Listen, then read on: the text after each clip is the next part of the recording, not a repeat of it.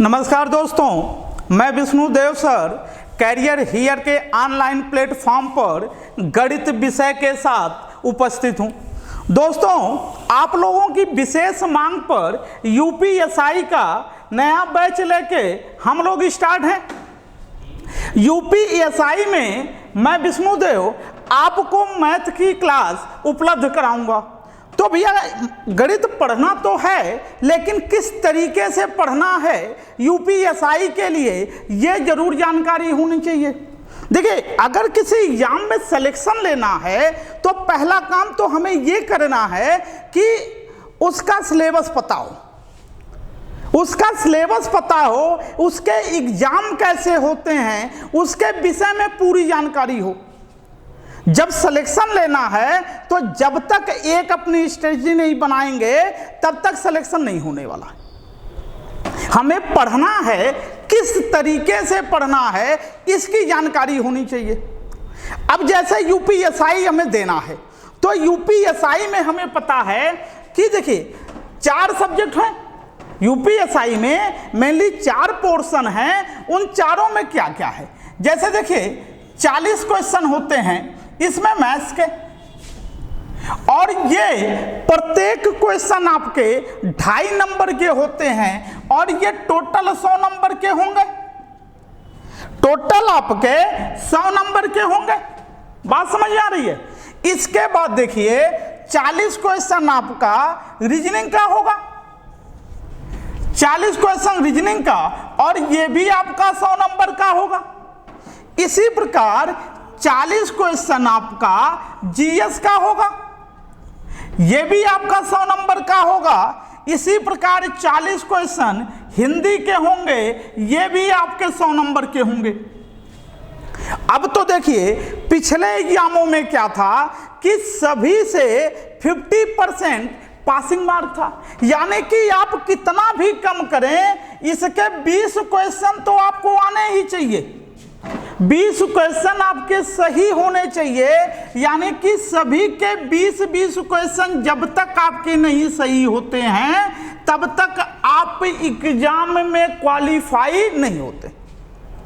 अब देखिए 160 क्वेश्चन में ऐसा कभी हो जाए कि जैसे कोई लड़का मान लीजिए 105 नंबर पाया और मेरिट उसकी गई हो 90 या 95 नंबर है, मेरिट 90 या 95 गई, कोई 105 पाया और वो मान लीजिए मैथ में केवल 19 क्वेश्चन सही कर पाया, तो आप देखिए 105 नंबर पाने के बाद वो क्वालिफाई नहीं करेगा, क्योंकि जो 50% का प्रोसेस है वो उसने क्वालिफाई नहीं किया। इसलिए जब आपको यूपीएसआई का एग्जाम देना होगा तो सबको बराबर वेटेज दीजिए। आप प्रयास ये करिए कि पहले 50% तो सबसे निकले, उसके बाद में आपके और सब्जेक्ट से जो आपके अच्छे हों वहाँ से ज़्यादा नंबर कलेक्ट किए जाए। बाकी सब्जेक्ट के विषय में हमारे कैरियर हियर की जो टीम है वो आपको बताएगी, जिसका जो सब्जेक्ट है उससे रिलेटेड सारी बातें करेंगे। हम आपको गणित पढ़ाएंगे तो गणित के विषय में मैं आपको बताऊंगा। चलिए आइए हम लोग मैथ्स की चर्चा करते हैं। तो हम मैथ्स की जो चर्चा करते हैं उसमें यूपीएसआई के लिए हमें 100 नंबर गेन करना है। अब इस 100 नंबर को गेन करने के लिए हमें ज़्यादा से ज़्यादा मेहनत करना होगा, यानी कि जो इसमें सिलेबस में हैं सारे टॉपिक पढ़ने ही हैं और बहुत बेहतरीन तरीके से पढ़ने हैं। साथ में आपको प्रत्येक हर दूसरे दिन या तीसरे दिन 40 क्वेश्चन का प्रैक्टिस सेट कराया जाएगा। आप समझिए, जो मैथ्स का टॉपिक पढ़ाएंगे उस टॉपिक को तो हम कराएंगे ही कराएंगे प्रैक्टिस, लेकिन साथ में एग्जाम में आए हुए क्वेश्चनों का कलेक्शन, यानी कि पूरी एग्जाम में जैसे क्वेश्चन आते हैं वैसे 40 क्वेश्चन का सेट आपको सॉल्व कराएंगे। बात समझ में आ रही? तो देखिए, अब देखिए हमें मैथ्स पढ़ना है एसआई के लिए, तो एसआई के मैथ्स में देखिए 3 पोर्शन है। पहले तो आपका हो जाएगा अंकगणित,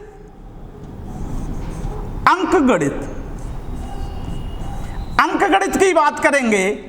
उसके बाद में क्षेत्रमिति, क्षेत्रमिति, क्षेत्रमिति की बात करेंगे। उसके बाद में देखिए वहां पे लास्ट में ये कह दिया है कि विविध, आपसे कह दिया विविध, मिसलेनियस जिसे कहते हैं हम, लास्ट में आपसे कह दिया विविध। अब आप बात समझिए कि विविध का मतलब क्या है। जैसे देखिए अंकगणित में पूरे टॉपिक हैं, वहां पे टॉपिकों की हम चर्चा करेंगे। पहले हम आपको बता दें, जैसे अंकगणित में एक टॉपिक है सिंप्लीफिकेशन, सिंप्लीफिकेशन की बात करते हैं बेटा, यानी कि हम कहते हैं सरलीकरण की बात कर रहे हैं। तो आप ये समझिए सिंप्लीफिकेशन सीधे सीधे दे दिया। अब टॉपिक में आपको कहीं पर ये नहीं कहा गया है, जो सिलेबस दिया है वहां पे कहीं नहीं कहा गया कि वर्गमूल पढ़ना है, घनमूल पढ़ना है, क्वाड्रेटिक इक्वेशन पढ़ना है, लीनियर इक्वेशन पढ़ना है, या थोड़ा बहुत आपको कर्णी घातांक पढ़ना है। आपको कहीं नहीं कहा गया, सिलेबस में कहीं लिखा ही नहीं कि कर्णी घातांक है, स्क्वायर रूट है, घनमूल है। जब हम ये बात करेंगे तो सिंप्लीफिकेशन में केवल बोर्ड मास तो पढ़ना नहीं है, केवल बोर्ड मास तो नहीं पढ़ना है, ये नहीं केवल बोर्ड मास और सिंप्लीफिकेशन के कुछ सवाल करने कम। आपको जब सिंप्लीफिकेशन पढ़ना है तो सिंप्लीफिकेशन के सारे सवाल करने के लिए आपको वर्गमूल भी पढ़ना है, वर्ग और वर्गमूल पढ़ना है। आप देखिए अगर ये नहीं होगा, मेरे कहने का मतलब ये है कि जब भी आपको पढ़ना होगा तो मैथ का पूरा बेसिक टॉपिक पढ़ना होगा। बात समझ में? जब बेसिक आपको क्लियर हो जाएगा तो आप सारी चीजें कर लेंगे। ठीक, जैसे हम आपको पढ़ाएंगे, जैसे हम आपको स्टार्ट करेंगे पढ़ाना। आप देखिए जब हम सिलेबस की बात करेंगे, 3 भाग में सिलेबस बटा है, जिसमें अंकगणित है, पूरा मेंसुरेशन है, मेंसुरेशन का 2D पार्ट है और 3D पार्ट है। बात समझ में? 2D भी पढ़ना हमें, 3D भी अच्छे से पढ़ना है।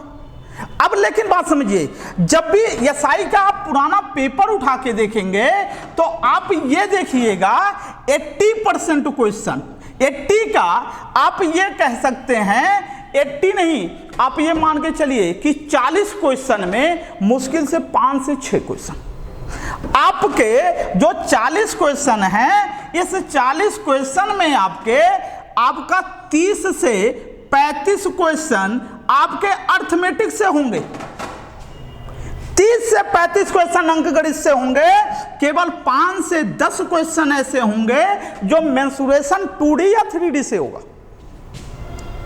बात समझ में आ रही? यानी कि आपका जो वेटेज है वो अंकगणित का ज्यादा है। तब कहने का मतलब यह है कि अंकगणित को बहुत बेहतरीन तरीके से पढ़ना है।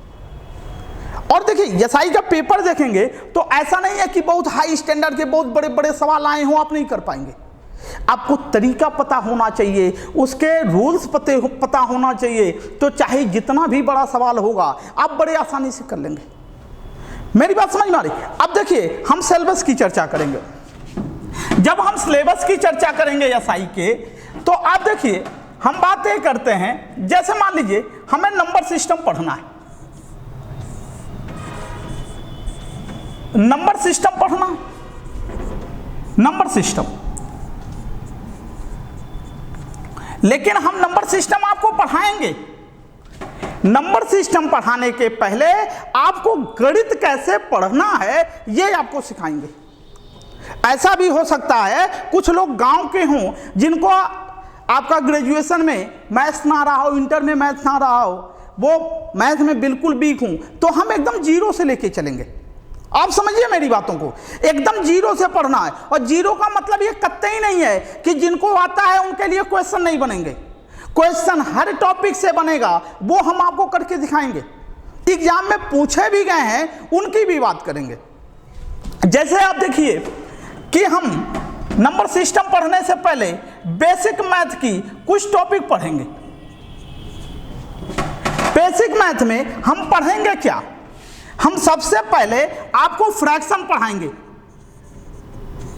फ्रैक्शन यानी कि हम आपको भिन्न पढ़ाएंगे भैया, ये समझिए। फ्रैक्शन आपके एसआई के टॉपिक में भिन्न है, और भिन्न से 2 से 3 सवाल आपके पूछने ही पूछने। आप पेपर पलट के देखिएगा, आपको 1, 2, 3 सवाल, कम से कम 2 सवाल मिलने ही हैं, उससे ज़्यादा मिलेगा।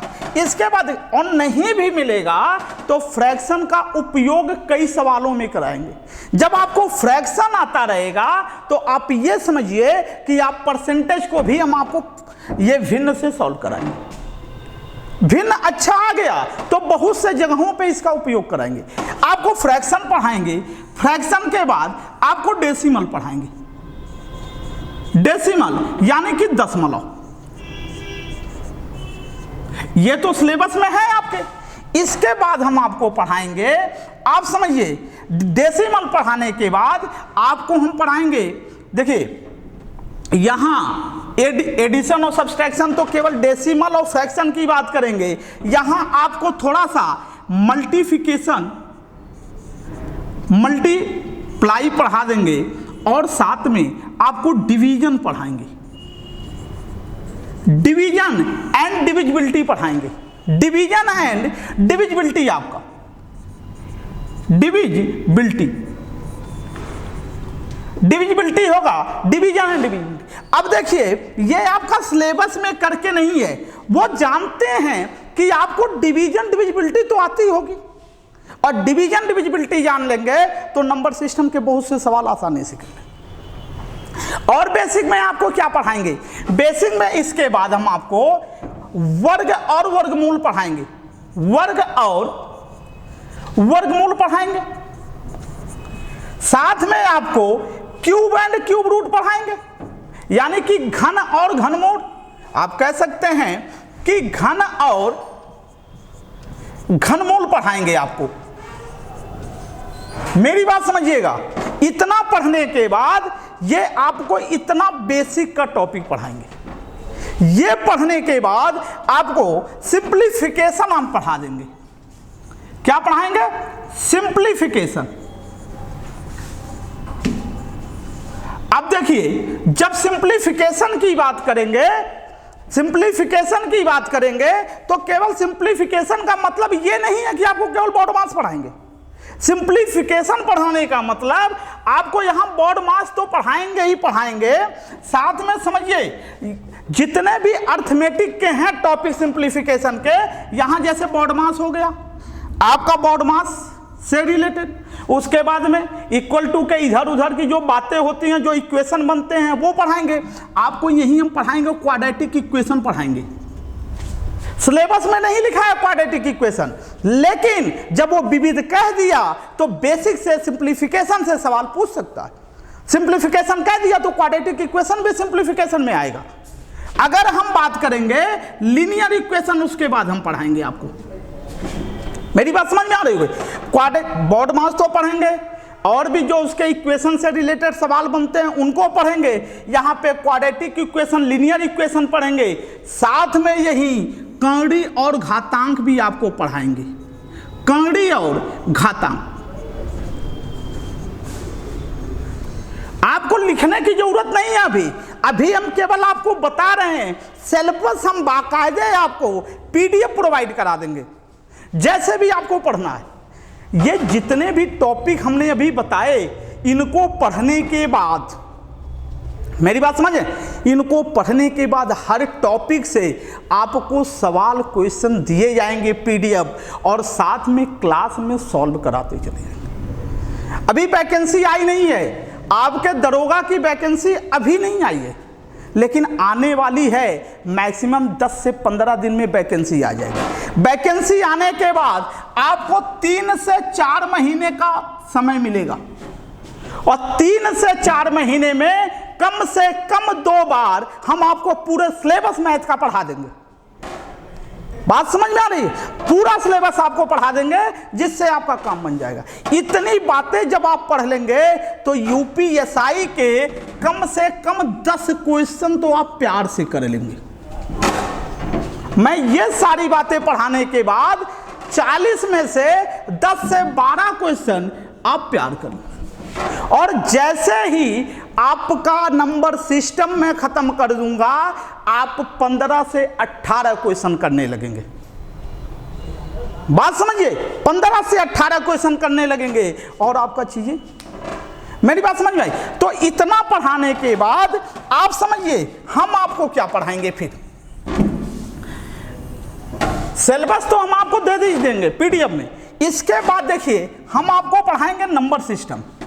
थोड़ा सा लिख देते हैं, नंबर सिस्टम।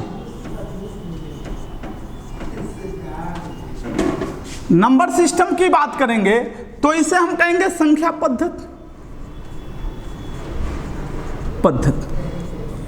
संख्या पद्धति अर्थ में ये हो गया। इसके बाद देखिए, इसके बाद यहीं पर हम आपको पढ़ाएंगे एलसीएम एंड एचसीएफ, यानी कि हम कहेंगे लासा और मासा। मेरी बात समझिए, लासा और मासा पढ़ेंगे आप। इसके बाद देखिए यहां पे आप पढ़ेंगे फिर परसेंटेज। यहां पे आप पढ़ेंगे परसेंटेज। परसेंटेज हम कहेंगे प्रतिशतता। इसके बाद में हम पढ़ेंगे profit loss discount. Profit loss and discount count. Profit loss discount पढ़ेंगे आप। इसके बाद देखिए फिर हम आपको यहीं पर पढ़ाएंगे प्रॉफिट लॉस डिस्काउंट। पढ़ने के बाद हम आपको पढ़ाएंगे यहां पे एसआई। उसके बाद का टॉपिक होगा सीआई, सिंपल इंटरेस्ट यानी कि साधारण ब्याज। उसके बाद हम लोग पढ़ेंगे चक्रवृद्धि ब्याज। उसके बाद में चक्रवृद्धि ब्याज के पढ़ने के बाद आप देखिए इसके बाद हम लोग पढ़ेंगे रेशियो एंड प्रोपोर्शन, अनुपात समानुपात, रेशियो एंड प्रोपोर्शन यानी कि अनुपात समानुपात। उसके बाद समझिए यहीं पे हम पढ़ेंगे एवरेज। उसके बाद फिर पढ़ेंगे हम मिक्सचर। बात समझ में आई। अब देखिए इन सबसे रिलेटेड सवाल मिक्सचर में बनेंगे। इसके बाद यहीं पर हम पढ़ेंगे मिक्सचर मतलब मिश्रण, सभी के मिश्रण हम यहीं पढ़ाएंगे। इसके बाद यहीं पर हम पढ़ेंगे पार्टनरशिप। उसके बाद में हम पढ़ेंगे एज रिलेटेड प्रॉब्लम। बात समझ में आ रही है। उसके बाद में फिर हम पढ़ेंगे time and work. Time and work अभी बस आप ऐसे सुनते जाइए, आप पढ़ेंगे क्या क्या उसकी बात करते हैं। टाइम एंड वर्क पढ़ेंगे। उसके बाद यहीं पर पढ़ेंगे पाइप एंड सिस्टम, नल और हौज की बात करेंगे, पाइप एंड सिस्टम की बात करेंगे। उसके बाद में हम यहीं पढ़ेंगे टाइम स्पीड एंड डिस्टेंस पढ़ेंगे। उसके बाद में हम यहीं पढ़ेंगे ट्रेन पढ़ेंगे। इसके बाद में यहीं पर बोट एंड स्ट्रीम पढ़ेंगे, स्ट्रीम पढ़ेंगे। इसके बाद में ही हम बोट एंड स्ट्रीम पढ़ने के बाद यहां पे हम ग्राफ एंड पाई चार्ट पढ़ेंगे। ग्राफ एंड पाई चार्ट पढ़ेंगे। बात समझ में आ रही। इतना पढ़ने के बाद आपका अर्थमेटिक के सारे टॉपिक कंप्लीट होते हैं। बात समझ में आ रही है। तो आपका पूरा ये अर्थमेटिक कंप्लीट हो जाएगा। फिर आपको मेंसुरेशन पढ़ाएंगे। मेंसुरेशन में आपके दो टॉपिक 2D और 3D। बात समझिए, जैसे हम मेंसुरेशन पढ़ेंगे तो मेंसुरेशन में देखिए क्या क्या होगा। मेंसुरेशन की जो टॉपिक होगी क्षेत्रमिति की, क्षेत्रमिति की जो टॉपिक होगी, क्षेत्रमिति